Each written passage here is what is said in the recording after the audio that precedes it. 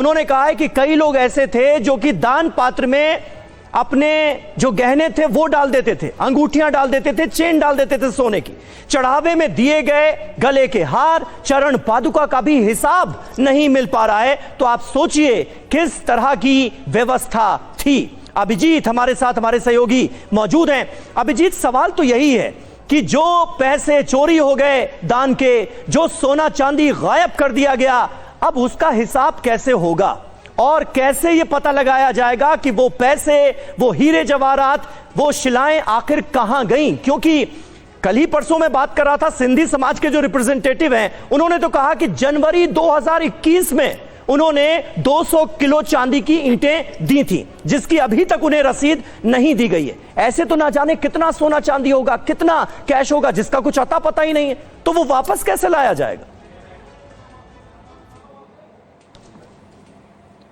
देखिए, यही तो सबसे बड़ा सवाल है और एक एक करके हर रोज एक नए दानदाता सामने आते हैं और उनकी एक ही बात की शिकायत रहती है कि उन्होंने जो दान में सोने चांदी या आभूषण या इस तरह की चीज दी, उनकी रसीद उनको नहीं मिली। आखिरकार वो रसीद क्यों नहीं मिली, ये सबसे बड़ा सवाल है। तो ये जो प्रबंधन ठीक नहीं था उसका सबसे बड़ा उदाहरण ये है कि यदि ये सब कुछ ठीक होता तो आज इतने लोग सामने आकर ये नहीं कह रहे होते कि हमने करोड़ों के आभूषण दे दिए लेकिन हमें कोई रसीद नहीं मिली। अब इस बात को भी साइड कर दीजिए। अब आइए दान पात्र में रखे गए आभूषणों पर, जो लोग आभूषण रख रहे हैं उसकी कोई ऐसी समुचित व्यवस्था ही नहीं थी कि उनका हिसाब किताब पक्का कैसे रखा जाएगा। उसको उठाया, एक बक्से में रख दिया और किसी ने भी उसको जाकर स्टोर रूम में, अलमारी में रख दिया। उसका कोई रिकॉर्ड क्या तरीके से मेंटेन हुआ होगा? और ये तब से, जब से मंदिर की शुरुआत हुई और ये प्राण प्रतिष्ठा होने के बाद से अभी तक का अगर आप हिसाब किताब लगाएं, श्रद्धालु आते हैं, भावुक होते हैं, वो सिर्फ कैश नहीं, भावनाओं में बहते हुए और अपनी श्रद्धा के अनुसार वो अपने आभूषण उतार के रख देते हैं। खुद नृपेंद्र मिश्रा भी कह रहे थे।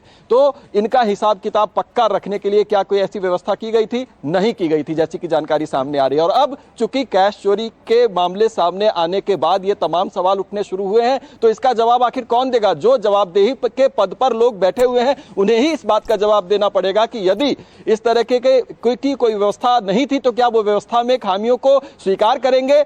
कुछ उल्लेखनीय नहीं है, ये बात कह के सिर्फ निकल जाने से नहीं होगा, सवालों के जवाब देने चाहिए। और बिल्कुल सही बात है। और कैसे इस व्यवस्था में सुधार किया जाए? अभी आलोक कुमार जिस बात का जिक्र कर रहे थे, तो क्या अब ये होने जा रहा है कि सरकार के द्वारा कोई अपॉइंटेड सीईओ जो है वो यहां की पूरी व्यवस्था अपने अंडर में ले, जिम्मेदारी ले और उसी के जरिए पूरी व्यवस्था जो है वो रन करे राम मंदिर के अंदर? कई अहम सवाल हैं। आप सोचिए, बीएचपी के जो अध्यक्ष हैं, अंतरराष्ट्रीय अध्यक्ष, वो ये कह रहे हैं कि चंपत राय की भूमिका की भी जांच होनी चाहिए। चंपत राय खुद विश्व हिंदू परिषद के अंतरराष्ट्रीय उपाध्यक्ष हैं, राम मंदिर ट्रस्ट के महासचिव हैं और उनकी भूमिका पर सवाल उठ रहे हैं। तो जांच कैसे होगी?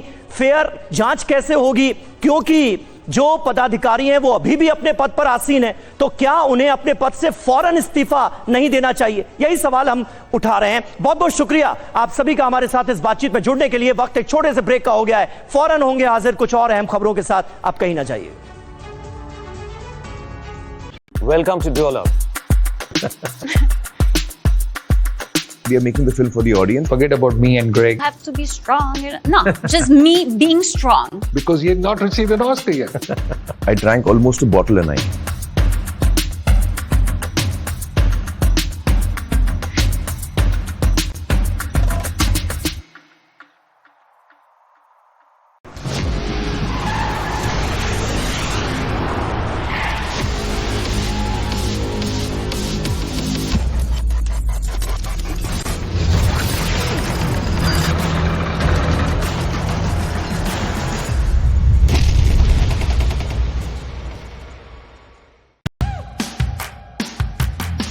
गाड़ी सिर्फ मंजिल तक नहीं ले जाती बल्कि बहुत कुछ सिखाती है। टीवी 9 भारतवर्ष लेकर आ रहा है ऑटो 9 शो, जो बताएगा इन गाड़ियों के पीछे की सोच और आपके फैसले का फ्यूचर। यहां मिलेंगे ऑनेस्ट व्यूज, दिलचस्प फैक्ट्स और गाड़ी खरीदने से पहले हर जरूरी जानकारी। हर क्लास और जनरेशन के लिए कुछ खास।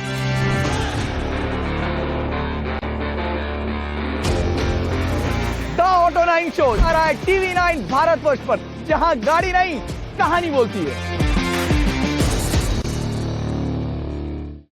फुल एंड फाइनल टीवी की पहली फील गुड डिबेट। ये जीत हार का मैच नहीं, जरूरी ज्ञान समझना आसान, बहस बगैर क्रोध। शोर नहीं, सिर्फ शोर। फुल एंड फाइनल, ये नहीं देखा तो क्या देखा। फुल एंड फाइनल देखिए रोज शाम 4 बजे TV9 भारतवर्ष पर।